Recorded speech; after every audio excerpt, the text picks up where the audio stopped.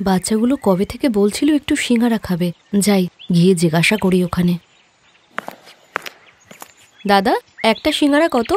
একটা সিঙ্গারা শুধুমাত্র 30 টাকা বৌদি। আরে, একটা সিঙ্গারা 30 টাকা? এত দামে? আরে বৌদি, আপনি কি জানেন বাজারে জিনিসপত্রের কিভাবে দাম বাড়ছে? তাই 30 টাকার কম কিছুতেই হবে না। দেখুন দাদা, 10 টাকা করে দিতে হলে দিন, নইলে এত দামি আমি নেব না। তবে যেখানে 10 টাকা করে দিচ্ছে সেখান থেকে নিয়ে নিন, আমার সময় কেন নষ্ট করছেন? হ্যাঁ হ্যাঁ, যাচ্ছি। ভালোই শুরু করেছো তোমরা সব। এই বলে গীতা সেখান থেকে সিঙ্গারা না নিয়েই চলে আসে আর মাঠে কৃষকের কাছে যায়। এই নাও মোহনদা, এবার ভালো ভালো কটা সবজি দিয়ে দাও। এক্ষুনি আনছি বোন গীতা, তুমি এখানেই দাঁড়াও। এই বলে মোহন ক্ষেত থেকে কিছু ফসল তুলে আনে, আর তার মধ্যে সবথেকে বেশি ছিল বেগুন। গীতা সমস্ত সবজি ঠেলা গাড়িতে নিয়ে বিক্রি করতে শুরু করে, কিন্তু সারাদিন পেরিয়ে যাওয়ার পরেও তার অনেক বেগুনই বিক্রি হয়নি। সকাল থেকে সন্ধে হয়ে গেল, কিন্তু এই বেগুন তো শেষই হচ্ছে না। আর কিছুক্ষণ পর গীতা বেগুনগুলো বাড়ি নিয়ে এসে দেখে মনু তার দিদিকে জেদ করে বলছে, না না, আমি সিঙ্গারাই খাবো, আমি সিঙ্গারাই খাবো। কি হয়েছে মনু, জেদ করছো কেন বাবা? মা, আজকে বিমলা কাকিমার বাড়িতে তার দিদি আর বাচ্চারা এসেছিল, আর কাকি ওদের সবাইকে সিঙ্গারা খেতে দিয়েছিল। আর দরজা খোলা দেখে মনু ভিতরে গিয়ে কাকির কাছে সিঙ্গারা চাইলো, কিন্তু কাকি ওকে বের করে দিল। মা, আমারও সিঙ্গারা খেতে ইচ্ছে করছে। গরিব গীতা যখন দেখে তার বাচ্চারা সিঙ্গারা খাওয়ার জন্য কষ্ট পাচ্ছে, তখন তার খুবই মন খারাপ হয়। আর তখনই বেগুনগুলোকে দেখে তার একটা আইডিয়া আসে। এই বেগুনগুলোর ভর্তা তৈরি করে আর ময়দার ভিতরে ভরে সিঙ্গারা তৈরি করে নিলে কেমন হবে, হ্যাঁ? এরপর গীতা তাড়াতাড়ি বেগুনের ভর্তা তৈরি করে ফেলে, আর সেটাকে সিঙ্গারার ভিতরে পুরে তেলে ভেজে তার ছেলেকে খেতে দেয়। এই নে মনু, বেগুনের সিঙ্গারা খা। বেগুনের সিঙ্গারা খুবই মুচমুচে আর সুস্বাদু হয়েছিল, আর মনুর এই সিঙ্গারাটা খেতে এতই ভালো লাগে যে সে পুরোটাই খেয়ে ফেলে। মা, ও মা, তুমি শুধু মনুর জন্য সিঙ্গারা বানিয়েছ, আমি কি তোমার মেয়ে নই? এই নে বাবু, তুইও খা। মা, বেগুনের সিঙ্গারা সত্যি খুব টেস্টি হয়েছে। আজকে যদি তোমার নিজের দোকান থাকতো তাহলে এই বেগুনের সিঙ্গারা একেবারে জমে যেত। এই কথা শুনি গীতা ভাবতে থাকে। আর পরের দিন গীতা কৃষকের থেকে সবজি কিনতে মাঠে গেলে আজও কৃষক গীতার ঝুড়িতে সবথেকে বেশি বেগুন দিয়ে দেয়, কিন্তু বাজারে গীতার অন্যান্য সবজি বিক্রি হলেও বেগুন তো বিক্রি হয় না।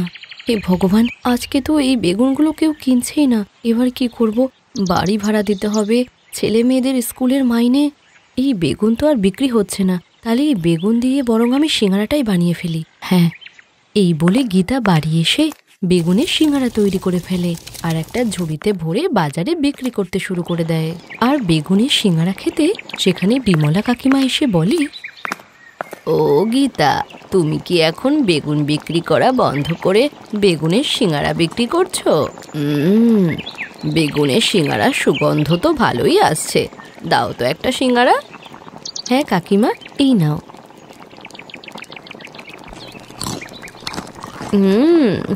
বাবা গীতা, কি দারুণ মুচমুচে ক্রিস্পি সিঙ্গারা বানিয়েছো, তুমি তো কামাল করে দিয়েছো। আরো দুটো দাও তো সিঙ্গারা। বিমলা কাকিমা মন ভরে সিঙ্গারা খায়। আচ্ছা বলো, আমার কত টাকা হলো তবে? কত টাকা? ও, বেগুনের সিঙ্গারা তাহলে 10 টাকা। হ্যাঁ কাকিমা, একটা বেগুনের সিঙ্গারা 10 টাকা করে, তাহলে আপনার 3টে সিঙ্গারার জন্য 30 টাকা। আচ্ছা আচ্ছা, এই নাও, বেগুনের সিঙ্গারায় দারুণ দম, তারপর দামও কম। দারুণ ব্যাপার। বিমলা কাকিমা চলে যায়, কিন্তু গীতার বানানো বেগুনের সিঙ্গারার সুগন্ধ চারিদিকে ছড়িয়ে পড়ে, আর সকলে এসে তার কাছ থেকে সিঙ্গারা চেয়ে খায়। আপনারা একটু অপেক্ষা করুন, আমি সবার জন্য গরম গরম বেগুনের সিঙ্গারা ভেজে দিচ্ছি, সবাই লাইনে দাঁড়িয়ে যান। আর কিছুক্ষণের মধ্যে সে অনেক টাকা ইনকাম করে ফেলে, কিন্তু অনেকটা বেগুনের সিঙ্গারা তৈরি করার পরেও তার কাছে অনেকটা বেগুন পড়েছিল। আরে, এতটা বেগুনের সিঙ্গারা তৈরি করার পরও বেগুন তো সেই আগের মতনই রয়েছে। আর তখনই একটা বেগুন কথা বলে, কেন না, আমি হচ্ছি জাদুর বেগুন। আমি বৃষ্টির সাথে পরিলোকের সবজির জমি থেকে ঝরে পড়েছি। আমি ওই কৃষকের ক্ষেতেই ঝরে পড়েছিলাম, আর ও আমাকে বাকি সবজির সাথে তোমার ঝুড়িতে ঢেলে দিয়েছিল। আমি দেখলাম তুমি খুবই কষ্টে আছো, তাই তুমি যখন বেগুনের সিঙ্গাড়া বানালে তাতে আমি আমার জাদু মিশিয়ে দিয়েছিলাম। তাই এই বেগুন আর কোনোদিনও শেষ হবে না। এবার তুমি যত খুশি সিঙ্গাড়া বানিয়ে বিক্রি করো। আজ থেকে তোমার সমস্ত কষ্ট শেষ হয়ে গেল। তোমাকে অনেক অনেক ধন্যবাদ। আর ওই দিনের পর থেকে গীতার সমস্ত সমস্যা দূর হয়ে যায়।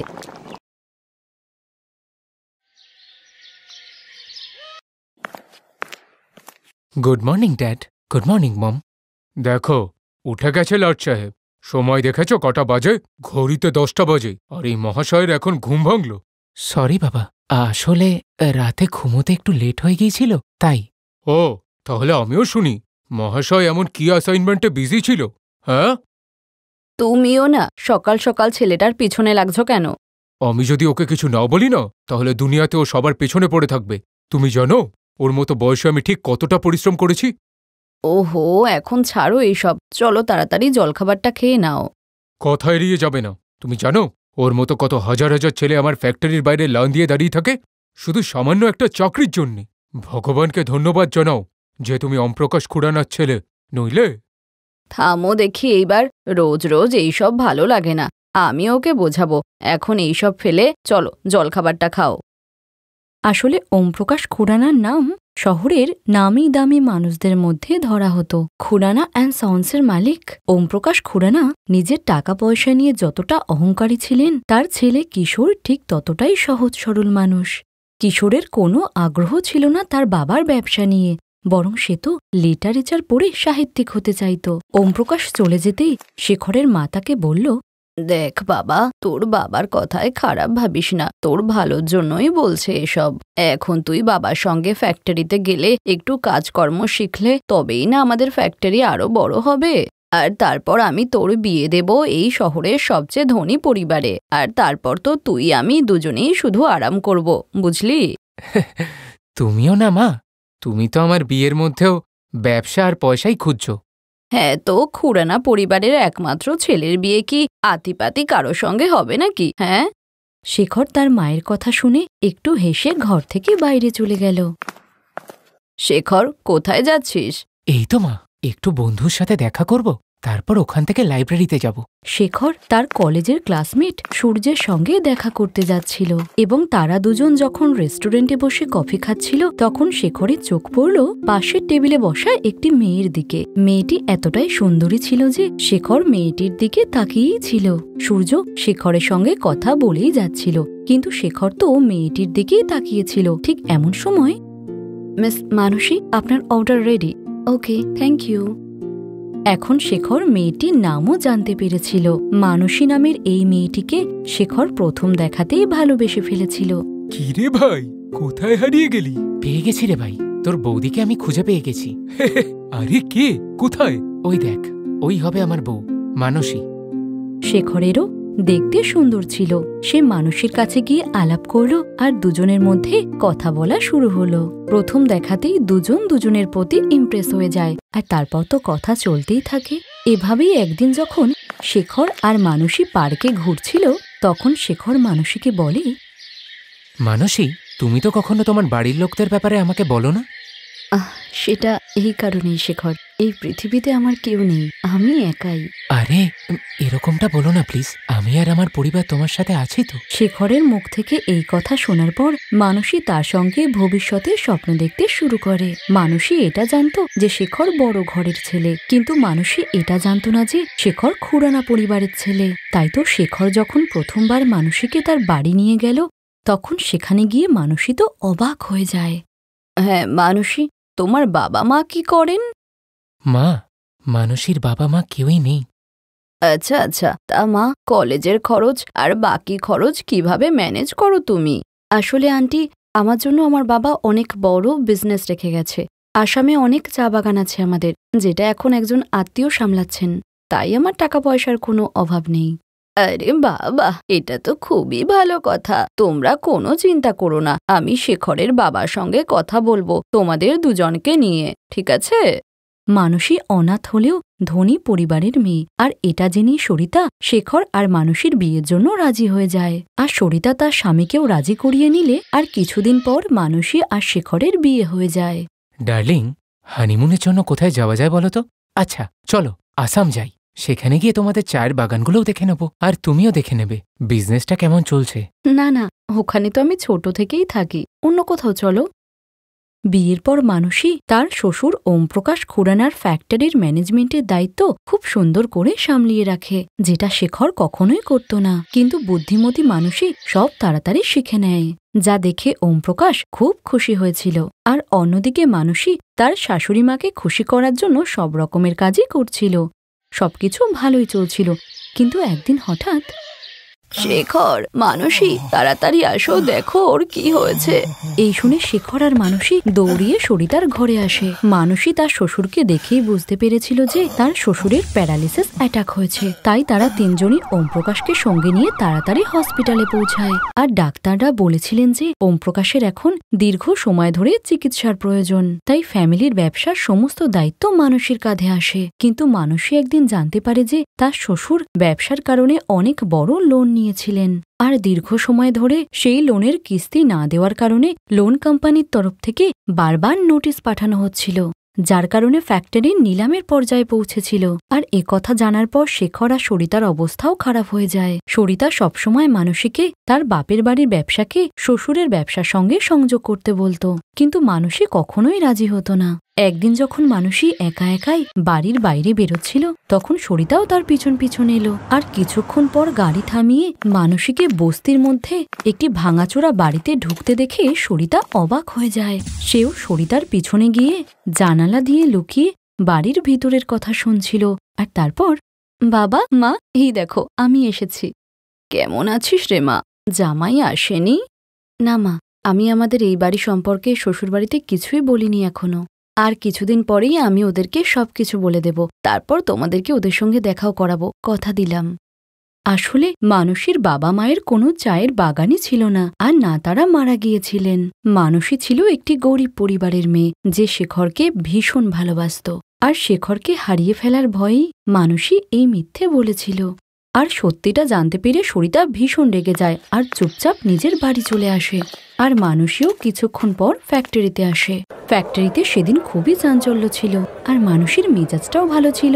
তাই তো মিষ্টির প্যাকেট হাতে নিয়ে যখন সে বাড়ি ফিরল, তখন তার শাশুড়ি তাকে বলে, ওখানেই দাঁড়া, আমার ঘরের চৌকাঠ পার করার তোর কোনো অধিকার নেই, বেঈমান। তুমি আমাকেও মিথ্যে বললে মানসী, কিন্তু কেন? মানসী এটা ভালোভাবেই বুঝতে পেরেছিল যে এখন সত্যিটা সবাই জেনে গেছে, আর ভয়ে তার হাতের মিষ্টির প্যাকেটটা মাটিতে পড়ে যায়। এই মিষ্টি কি আমাদের বদনাম করার খুশিতে এনেছিস? তুই বদনাম করেছিস আমাদেরকে।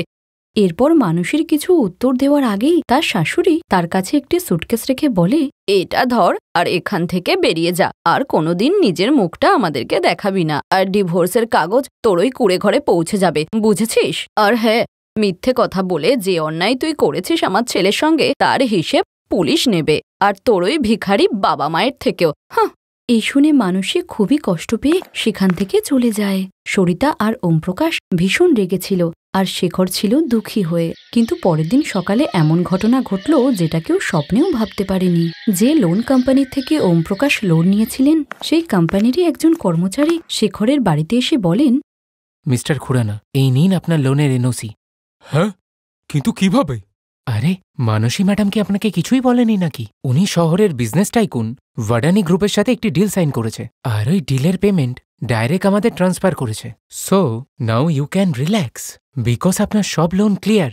এই শুনে ওমপ্রকাশ খুশি হলেও অবাক হয়, আর তখনই তার ফ্যাক্টরির ম্যানেজারের ফোন আসে তার কাছে। নমস্কার স্যার, মানসী ম্যাডামের সাথে একটু কথা বলার ছিল। ওনার ফোন সুইচ অফ, আর উনি এখনো অফিসে আসেনি। আমায় বলো, কি ব্যাপার? স্যার, ভাডানি গ্রুপের 2টো কনসাইনমেন্ট আমরা পৌঁছে দিয়েছি, আর আমাদের প্রোডাক্ট কোয়ালিটি দেখে ওরা খুবই খুশি হয়েছে। এই সবই যে মানসী ম্যাডামের পরিশ্রম, নয়তো আমরা যে সবাই হালই ছেড়ে দিয়েছিলাম। ফোন রাখতেই ওমপ্রকাশ কেঁদে ফেলে, আর সে সব সত্যিটা শেখর আর সরিতাকে বলে দেয়। এটা ঠিক কথাই যে মানসী মিথ্যে কথা বলে ভুল করেছিল, কিন্তু তার উদ্দেশ্য খারাপ ছিল না। আর এই কথাটাই শেখর আর সরিতা বুঝতে পারে। আর এখন তো আবার সবকিছু আগের মতো ঠিক হওয়ার কথা, কারণ এখন শেখর, সরিতা আর ওমপ্রকাশ তার বাড়ির বৌমাকে সসম্মানে ফিরিয়ে আনতে গাড়ি নিয়ে বেরিয়ে পড়ে। Thanks for watching.